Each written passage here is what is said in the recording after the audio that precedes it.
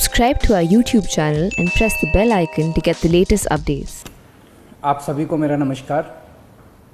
पिछले कुछ दिनों से हम देख रहे हैं कि जैसे जैसे देश भर में कोरोना के केसेस बढ़ रहे हैं, देश के कोने कोने में, हर राज्य में ऑक्सीजन की डिमांड बढ़ रही है, दवाइयों की डिमांड बढ़ रही है, वैक्सीन की डिमांड बढ़ रही है और जगह जगह इनकी कमी महसूस हो रही है।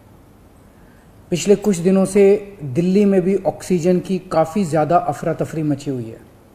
कभी इस हॉस्पिटल में ऑक्सीजन की कमी हो गई, कभी उस हॉस्पिटल में ऑक्सीजन की कमी हो गई, इस हॉस्पिटल में 2 घंटे की ऑक्सीजन बच गई। मैंने खुद रात भर अस्पतालों में ऑक्सीजन का इंतज़ाम कराने में गुजारी है कि कहीं किसी अस्पताल में ऑक्सीजन की कमी से कहीं मौत नहीं हो जानी चाहिए। केंद्र सरकार हर राज्य को ऑक्सीजन का कोटा तय करती है। देश भर में जितनी भी ऑक्सीजन बनती है, केंद्र सरकार तय करती है कि इस राज्य को इतनी ऑक्सीजन मिलेगी, इस राज्य को इतनी ऑक्सीजन मिलेगी। अब दिल्ली को कितनी ऑक्सीजन चाहिए? दिल्ली सरकार ने अपना एक एस्टिमेशन लगाया जिसके हिसाब से दिल्ली को रोज़ाना 700 टन ऑक्सीजन की ज़रूरत है। केंद्र सरकार ने हमारा कोटा कल तक 378 टन तय किया हुआ था। ये कोटा कल शाम को बढ़ा के 480 टन कर दिया है केंद्र सरकार ने। इसके लिए हम केंद्र सरकार के बहुत बहुत आभारी हैं। हालांकि हमें अभी और भी काफ़ी ऑक्सीजन चाहिए, लेकिन केंद्र सरकार ने जितना भी बढ़ाया है उसके लिए हम उनका बहुत बहुत शुक्रिया अदा करते हैं। अब केंद्र सरकार ये भी तय करती है कि जो आपके कोटे की ऑक्सीजन है वो कौन सी कंपनी देगी। जैसे दिल्ली में तो ऑक्सीजन बनती नहीं है, दिल्ली की सारी ऑक्सीजन दिल्ली के दूसरे राज्यों से, दिल्ली के बाहर के दूसरे राज्यों से आती है। तो केंद्र सरकार तय करती है कि फलाने राज्य की ये कंपनी आपको इतने किलो ऑक्सीजन देगी, फलाने राज्य की ये कंपनी आपको इतने किलो ऑक्सीजन देगी। मान लो राजस्थान की ये कंपनी आपको इतने किलो देगी, हरियाणा की ये कंपनी आपको इतने किलो देगी। तो केंद्र सरकार कंपनियां तय करती है कि किस कंपनी से दिल्ली को अपने कोटे की ऑक्सीजन आएगी।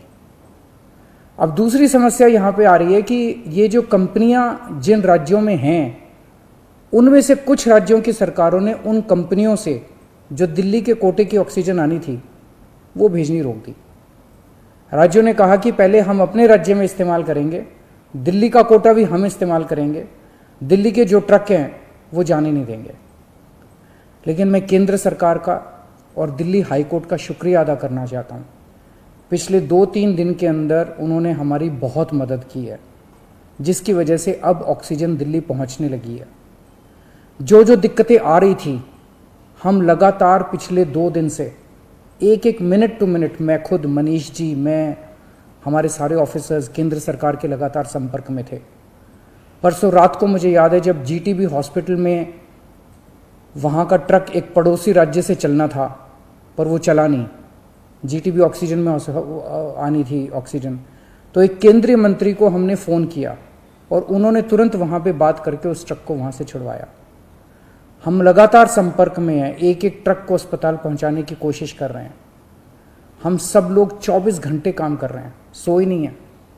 हाई कोर्ट और केंद्र सरकार से जो मदद हमें मिली है उसके लिए तहे दिल से हम उनका शुक्रिया अदा करना चाहते हैं। जो कोटा हमारा बढ़ाया गया है अभी ऑक्सीजन का, उसमें उड़ीसा से काफ़ी ऑक्सीजन आनी है, तो बढ़े हुए कोटे की ऑक्सीजन को भी दिल्ली पहुंचने में कुछ दिन लग जाएंगे। हम कोशिश कर रहे हैं कि अगर हो सके तो हवाई जहाज के जरिए उड़ीसा के से ऑक्सीजन लाई जा सके। जब हमने लॉकडाउन लगाया था, मैंने आपको बोला था कि ये 6 दिन का जो लॉकडाउन है, ये 6 दिन हम आराम नहीं करने वाले, हम 24 घंटे काम करेंगे।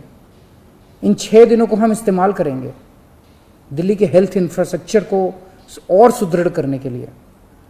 इन 6 दिनों में दिल्ली में जो ऑक्सीजन की कमी है उसको ठीक करने के लिए, दिल्ली में जो बेड की कमी है उसको ठीक करने के लिए, और हम 24 घंटे लगे हुए हैं दिल्ली के हेल्थ इंफ्रास्ट्रक्चर को और इम्प्रूव करने के लिए। इस लॉकडाउन के 6 दिन जो हमें मिले हैं, इन 6 दिनों में हम पूरी कोशिश कर रहे हैं। एक और बात, ये बहुत बड़ी आपदा है।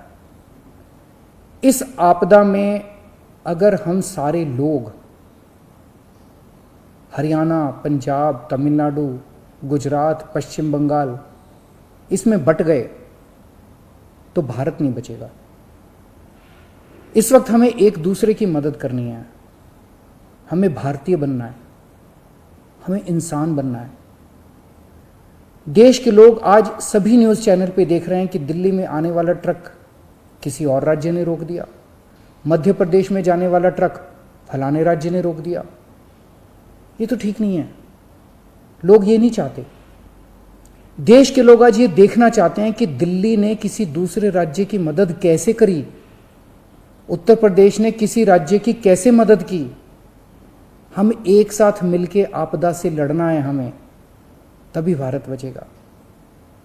अभी तो समय ये है कि उत्तर प्रदेश वाला दिल्ली की मदद करे, दिल्ली वाला हरियाणा की मदद करे, हरियाणा वाला बिहार की मदद करे, बिहार वाला गुजरात की मदद करे।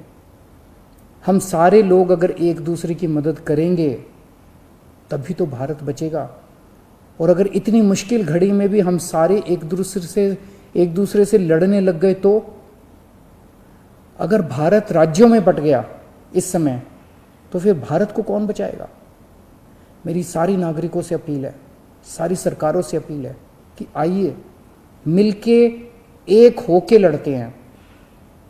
अगर हम मिलके लड़े एक मुट्ठी बनेगी, हमारे सारे संसाधन मिलके एक साथ इस्तेमाल होंगे, हमारी ताकत बढ़ेगी, हमारी शक्ति बढ़ेगी। और अगर हम बट गए तो फिर कोई हमें नहीं बचा पाएगा। मैं सभी राज्य सरकारों से कहना चाहता हूँ कि दिल्ली का मुख्यमंत्री होने के नाते मेरे से जो बन पड़ेगा, मेरे हाथ में जो होगा, आप मुझसे मांगिए, मैं दूंगा। पूरे देश की मदद करेंगे। अगर दिल्ली में हमारे पास ऑक्सीजन ज़रूरत से ज़्यादा होगी तो हम दूसरे राज्यों को ऑक्सीजन देंगे। अगर हमारे पास किसी दवाई की ज़्यादा मात्रा होगी तो वो भी हम दूसरे राज्य के साथ बांटेंगे। और जब दिल्ली में कोरोना कम होगा और किसी दूसरे राज्य में डॉक्टर्स की ज़रूरत हुई, हम वहाँ डॉक्टर्स भी भेजेंगे। हम सभी भारतवासी हैं, हम अपने देशवासियों की मदद करेंगे, सभी राज्यों की मदद करेंगे, क्योंकि ये बीमारी कोई बॉर्डर देख के नहीं फैलती। मैं उम्मीद करता हूँ कि इसी भावना के साथ हम सभी मिलके एक साथ, सारी सरकारें, केंद्र सरकार, सारी राज्य सरकारें, हम मिलके काम करेंगे, एक भारत बन के काम करेंगे कोरोना को हराने के लिए। हमें पूरी दुनिया के सामने दिखा देना है कि विश्व में सबसे ज़्यादा कोविड केसेस भारत में होने के बावजूद कैसे भारत के लोगों ने, यहाँ की सरकारों ने मिलके कैसे इस आपदा से लड़ाई की, कैसे हमने सारा प्रबंधन किया। भारत के लोग दुनिया को दिखा देंगे कि कैसे एक साथ मिलके इस खतरनाक बीमारी को हमने हराया। जय हिंद।